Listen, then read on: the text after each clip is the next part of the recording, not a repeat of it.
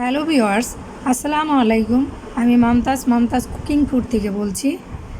আজকে আমি আপনাদের জন্য একটা রেসিপি নিয়ে আসছি, তা হলো গাজর দিয়ে চিজ পরোটা। এই চিজ পরোটাটা আপনারা অনেকেই অনেক রকমের বানিয়ে খেয়েছেন।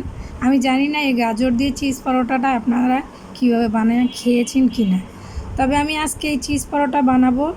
দেখুন কিভাবে আমি কি দিয়ে এই চিজ পরোটাটা তৈরি করে দেখিয়ে দেই। চলুন তাহলে আমরা এই চিজ পরোটাটা তৈরি করি।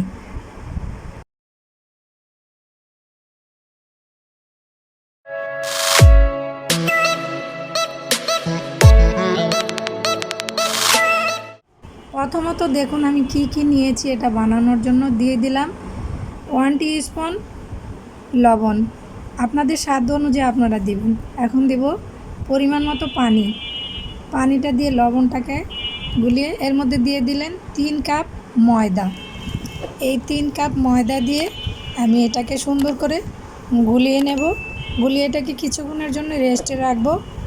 তারপরে আমি চিজটা দিয়ে গাজর দিয়ে কিভাবে আমি বানাবো আপনাদেরকে আমি এই প্রণালীগুলি দেখিয়ে দিচ্ছি। আপনারা দেখতে থাকুন।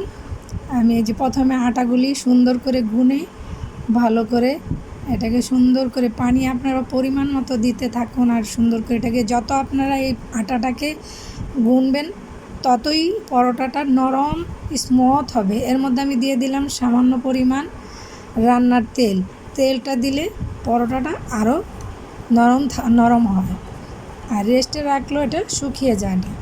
এখন আমি এটাকে যেভাবে গুলে তারপর এটাকে আমি কিছু দিয়ে প্লেট অথবা আপনারা ভিজা কাপড় দিয়েও আপনারা সুন্দরভাবে ঢেকে রেখে দিতে পারেন বা প্লেট দিয়েও ঢেকে রাখতে পারেন। আমি এটাকে এখন এই যে প্লেট দিয়ে ঢেকে রাখলাম। 10 মিনিট পরে আমি এটাকে নিয়ে আসলাম বানানোর জন্য। এখানে নিয়েছি আমি কিছু গাজর, আপনারা আপনাদের পরিমাণ মতো নিয়ে নেবেন। গাজর নিয়েছি আমি একটা, দিয়েছি একটু লবণ, দিলাম কাঁচামরিচ পরিমাণ মতো, দিয়ে দেবো ধনিয়া পাতা। এই ধনিয়া পাতাটা দিলে ওটার টেস্ট আরও দ্বিগুণ বেড়ে যায়। তারপর এটাকে আমি ভালো করে হাত দিয়ে কচলিয়ে নরম করে নিয়ে নেব। আপনারা জানেন গাজর থেকে একটু পানি বের হয়, ওটার জন্য চিন্তা করবেন না, ওই পানিতে কিছুই হয় না। এখন আমি দিয়ে দিলাম এই চিজটা। আমি আগে এই চিজটাকে সুন্দর করে রেখে দিয়েছিলাম। এখন এটা দিয়ে আমি ভালো করে মিক্স করে তারপর আমি পরোটাটা বানাচ্ছি। ভালো করে এই যে মিক্স করা হয়ে যাবে। তারপর এই যে দেখুন আমি এখন আটাটাকে ছোট করে এটাকে রেখে দেব। ছোট করে এই যে দেখুন রেস্টে রাখা আটাটা আমি নিয়ে নিলাম। এখন এটাকে আমি ছোট করে গোলা বানিয়ে নেব। নিয়ে এটার মধ্যে আমি এই যে দেখুন আপনারা চাইলে বড়ও করতে পারেন, ছোটও করতে পারেন, অসুবিধা নেই।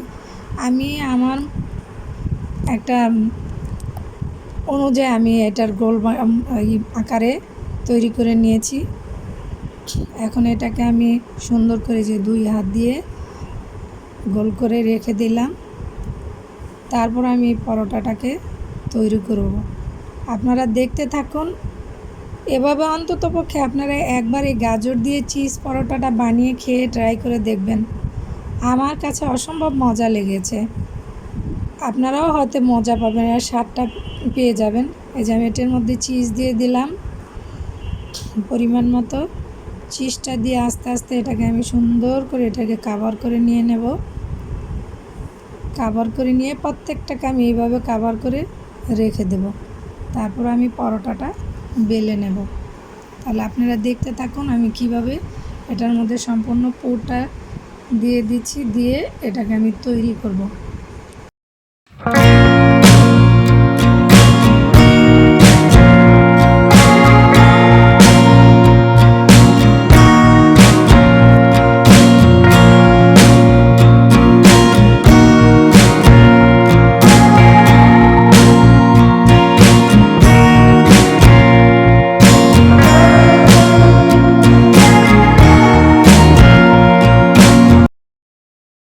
দেখুন আমি প্রত্যেকটার মধ্যে পুরো ভরে দিয়ে এখন হালকা কিছু ময়দা নিয়ে এটাকে আপনারা হাত দিয়ে চেপেও ইচ্ছা করলে পরোটাটা তৈরি করতে পারেন।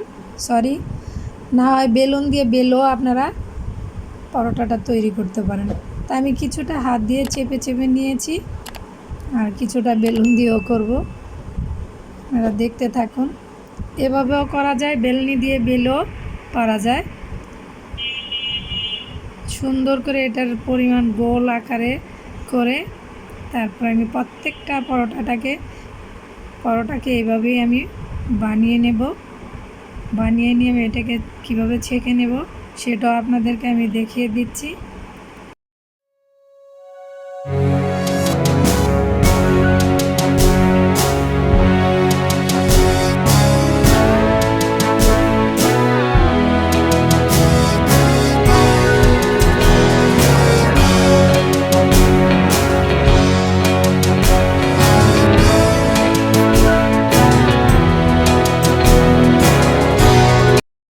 চুলার মধ্যে আমি আগেই ফ্রাই প্যানটা রেখে দিয়ে গরম করে নিয়েছি। এখন আমি এই যে পরোটাটা সুন্দর করে দিয়ে দিলাম। এখন আমি পরোটাটা ভেজে নেব। প্রত্যেকটা পরোটাকে আমি সুন্দর, আপনারা চাইলে ঘি দিয়েও ভাজতে পারেন, আর রান্না করার তেল দিয়েও ভাজতে পারেন, অসুবিধা নেই। যার যেটা রুচি সে ওরকমভাবেই পরোটাটা রেডি করে খেতে পারেন। তা আমি তেল দিয়েই ভেজে নেব। আর এই পরোটাটা কিন্তু স্বাস্থ্যের জন্য অনেক পুষ্টিকর খাবার, বাচ্চাদের জন্য অনেক পুষ্টিকর খাবার, যেহেতু গাজর তারপর চিজ খুবই যাদের হার্টের রোগ তারা অবশ্যই বলবেন যে এত চিজ তেল এগুলি খাওয়া ঠিক না। তা অবশ্য ঠিক, এখনকার বাচ্চাদের জন্য আমি মনে করি বড় ছোট যারা এই আজকাল পুষ্টিহীন তাদের জন্য খুবই ভালো এই গাজর দিয়ে চিজ পরোটাটা। এভাবে প্রত্যেকটা পরোটাকে আমি ভেজে তারপর সুন্দর করে আমি নিয়ে নেব।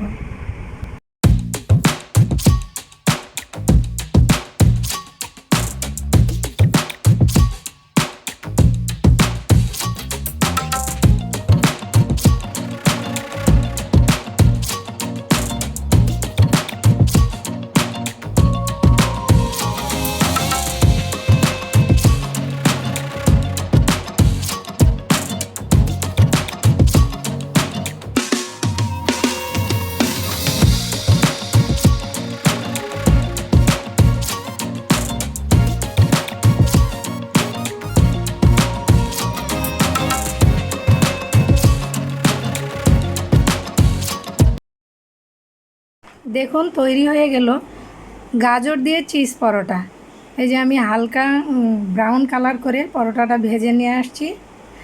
এখন আমি এই যে এটা হলো আমার বোনের ছেলে, ছোট বোনের ছেলে, অবশ্য বাইরে চলে যাবে। আর ওটা হলো আমার মা। আমার মাকে তো আপনারা সবাই চিনেন, যেহেতু আমার ভিডিওতে আমি মাকে অনেকবারই আপনাদেরকে দেখিয়েছি। তা আজকেও আমার মাকে বসিয়ে দিলাম। আর এখানে আমি কিছু এই যে গরুর বট যেটাকে বলে এটা ভুনা করেছি, আর এই চিজ পরোটাটা তৈরি করেছি। এখন আমি এদেরকে পরিবেশন করে দিচ্ছি, ওরা খেয়ে দেখুক কীরকম হয়েছে।